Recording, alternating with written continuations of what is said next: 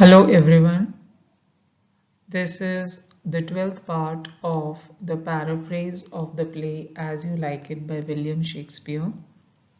We are discussing Act 4 and we have already completed Act 4 Scene 1 in our previous video, and in this video we will be taking up the rest of the scenes of Act 4, that is Scene 2 and Scene 3. Act 4, Scene 2. This is a very brief scene and it throws a light on the life of the Duke and his followers in the forest of Arden. Now, here we see Jax, Lords, and the foresters. And Jax, he addresses the first Lord who has killed a deer, and he suggests that he should be presented before the Duke like a Roman conqueror, with the deer's horns upon his head, just like a victory branch. And then he turns towards a forester and he asks the forester if he has a song for this purpose. Now, the forester he sings a song. So the song it goes on like this. What shall he have that killed the deer, his leather skin and horns to wear? Then sing him home. So here the song it includes the line, take thou no scorn to wear the horn, the horn, the horn, the lusty horn is not a thing to laugh to scorn.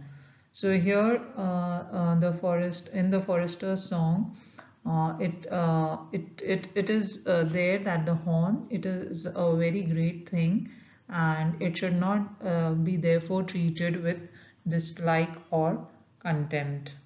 So this is all that is in Act 4 Scene 2, and this scene it contains a song which is sung by the forester. Act 4 Scene 3 takes place in another part of the forest, and Rosalind is seen waiting impatiently for Orlando, who hasn't turned up as per the promise. So she tells Celia, how say you now? Is it not past 2 o'clock and here much Orlando?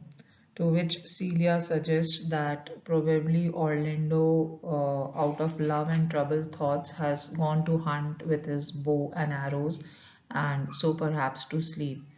At this moment, Celia, she sees Sylvius approaching and she tells Rosalind, look who is coming towards us. So Sylvius, he approaches and gives a letter to Rosalind, and he reports that Phoebe has written this letter, has sent this letter, and he also says to Ganymede that probably this letter, it has been written with the angry purport, because Sylvius saw Phoebe's brows were knit while writing this letter.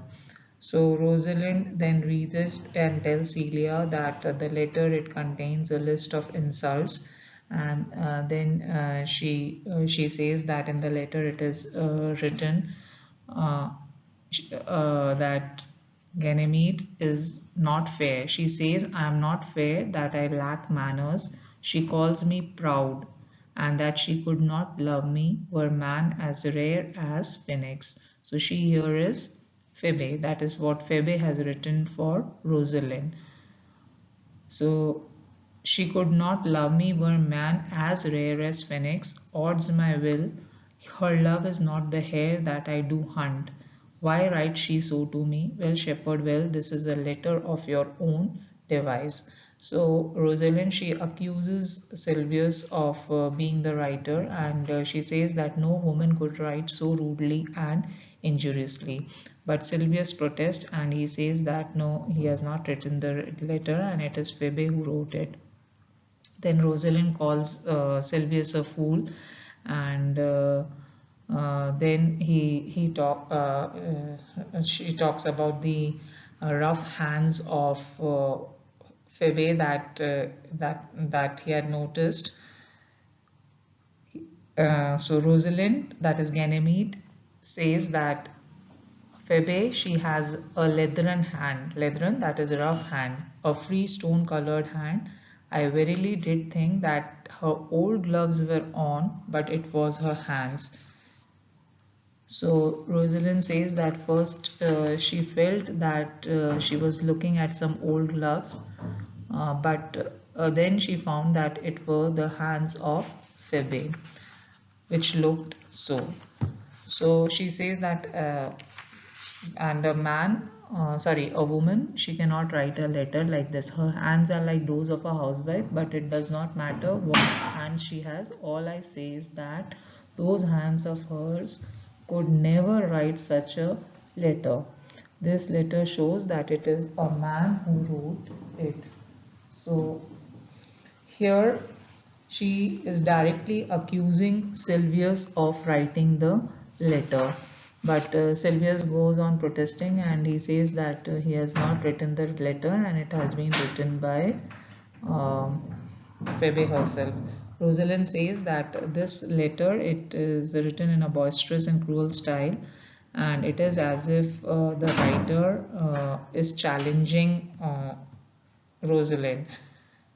And Rosalind says that she has written in such a manner as if she were challenging and as if I were a Christian and she a Turk. Now then she asks Silvius if he wants to listen to what she has written, and Silvius, he says that yes, he would be pleased if he would know what she has written in the letter. So Rosalind, she starts reading the letter. Phoebe has written to Rosalind, are you a god who has assumed the form of a human being, who is now afflicting the heart of a maiden? Can anyone, again, in between, Rosalind again points out that a woman really cannot write such stuff.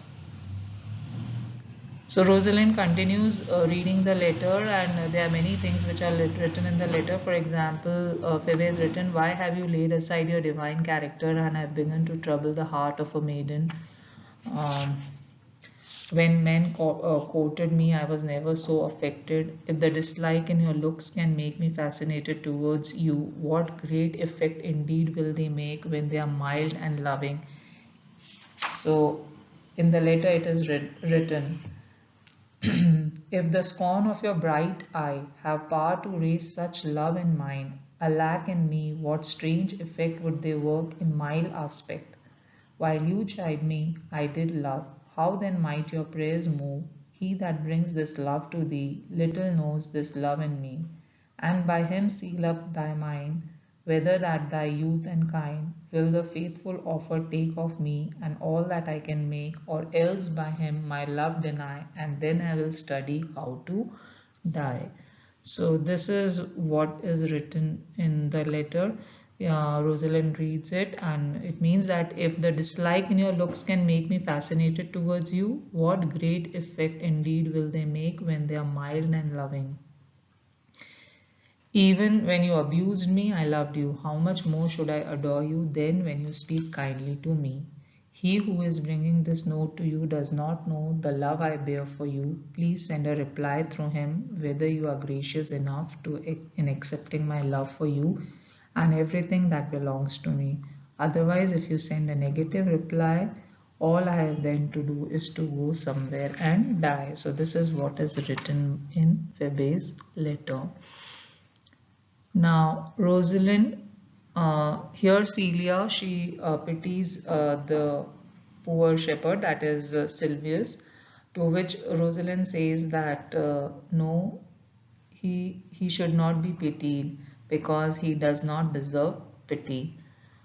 Then Rosalind questions Silvius, do you still propose to continue to have a woman of this temperament? Uh, Now Rosalind is very angry with Phoebe, and she says that how could she use Silvius as a messenger for carrying her love in which she was deceiving Silvius. So then she asks Silvius to carry the message to Phoebe, and the message that Rosalind has sent is that Phoebe, If Phoebe wants the love of Ganymede, then she should first accept the love of Sylvius. So this is what Rosalind asks Sylvius to say to Phoebe. And Sylvius, he leaves, and at this moment Oliver enters and he greets Celia and Rosalind, and he is actually looking for the sheep cottage which is owned by Ganymede and Elena. So while he is talking to Celia and Rosalind, he notes that the two people, they exactly resemble to Orlando's description of Elena and Ganymede. So then he learns that he's talking to the right people, and then he says that he has come to give the message of Orlando. So he says, he turning towards them, he says that Orlando has, turning towards Ganymede, he says that Orlando has sent you his compliments, and to you whose name is Rosalind, he sends this handkerchief which is full of blood. So Rosalind, now when she looks at this handkerchief which is full of blood, she wants to understand that what is the story behind it and who is responsible for it. To which Oliver says that he is to be blamed in the matter. So now Oliver, he starts narrating the whole incident, and he also gives his introduction. He gives the story, and he says that when Orlando last left after promising to return within an hour's time, he was wandering through the forest, and he was lost in his thoughts of love, and then suddenly something happened. So when Orlando, he looked aside, he saw an extremely wretched and miserable man sleeping in torn clothes under the shade of one of the oldest oaks, and the body, it was covered with moss, and around the neck of this man was a green and golden serpent coiling itself there and trying to reach his mouth in a very threatening manner. But as soon as the serpent saw Orlando, it loosened its hold from the neck of the man and lost itself in one of the nearby bushes. Now, under that very bush, there was a lioness, and then this lioness, it was waiting for the moment when when Oliver who was sleeping would wake up, because the beast, it does not have for his prey anything that seems like a dead object. So here Celia intervenes, and she says that she has heard Orlando speak of his brother, and it seems that Oliver had treated Orlando in the most unnatural manner. Now Rosalind, she's very curious to know that what happened to Orlando. So she wants that Oliver continues with his story. So then Oliver, he says that when Orlando, he saw the man, that is Oliver, he tried to go off, but the kindness ruled over revenge, and that is why Orlando, he turned to help his brother. Orlando fought the lioness, and the lioness, it immediately fell down in the fight. And the noise was so great that Oliver was awakened, and when Oliver saw that it is Orlando who had saved him from the attack of the lioness, he was ashamed, and he admitted that he had been very cruel to his younger brother. And but then he tells to the to Rosalind and Celia that now he has changed, and This change has inspired him for a better life. Now, still, Rosalind wants to know that what does that handkerchief full of blood stains mean? So Oliver continues to narrate the story. He says that when they went to the dwelling place and when he showed Orlando, he showed one of his arms, and when that arm, when undressed, it showed what a wound the lioness had made in the fight, and that arm of Orlando was still bleeding.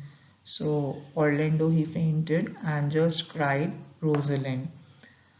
Now Oliver he dressed his wound and tried to bring him to senses, and as soon as Orlando came back to his senses, he asked Oliver to go and inform Rosalind, to go and inform Ganymede, who's actually playing the role of Rosalind for Orlando. Inform him that he did not return here according to his promise to you. Further, Oliver says that he has also directed, Orlando has also directed Oliver to give the bloody cloth to that youthful shepherd, whom in jest he used to address as his Rosalind. Now, at this moment, after learning about this thing, at this moment, Rosalind she faints. Rosalind, who is dressed up as Ganymede, she faints, and Oliver is surprised because uh, he feels that Ganymede he is lacking the man of lacking the heart of a man. So Oliver he says, "Be of good cheer, youth. You man, you lack a man's heart." Now Oliver doesn't know that Ganymede is actually Rosalind. So he's surprised that how a man can faint on the sight of such a of the blood-stained handkerchief. So Oliver he says, "You are a man, but it seems to me you do not have the heart of one." Now Rosalind she accepts what Oliver says and she says that I have acted a good part. So she is fainting because this is only her act. This is only she is only pretending to faint because she is actually responding as Orlando's Rosalind. So she tells Oliver that when you go to your brother, please tell him what a good part of his Rosalind I now played in thus swooning. So she asked Rosalind, she asked Oliver to go and tell to Orlando that on seeing the handkerchief or Ganymede, she had very sincerely acted the role of Rosalind. At this moment, now Oliver, all of them, they leave the place and they move further. So in this very scene, we see that Rosalind, she is very much sensitive towards Orlando's presence, absence, as well as the delay. And also we see that the turn that is taken up in the love triangle. Here we see Phoebe falling in love with Ganymede, who is actually Rosalind, and Rosalind here also makes a generalization about women while appearing as a man. We see that Rosalind earlier has misrepresented the contents of Phoebe's letter. We also see that the two brothers, that is Oliver and Orlando, they are united in this very scene. So this is how the complete act, that is Act 4, ends.